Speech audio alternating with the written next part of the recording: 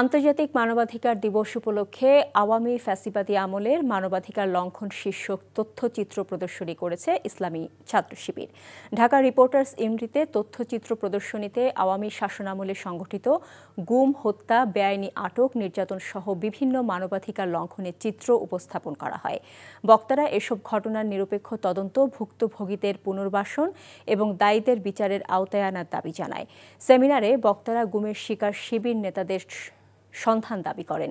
বলেন, শিবিরকে দমন করতে আদর্শিকভাবে না পেরে হাসিনার মতোই রাজাকার ট্যাগ দিচ্ছে একটি দল।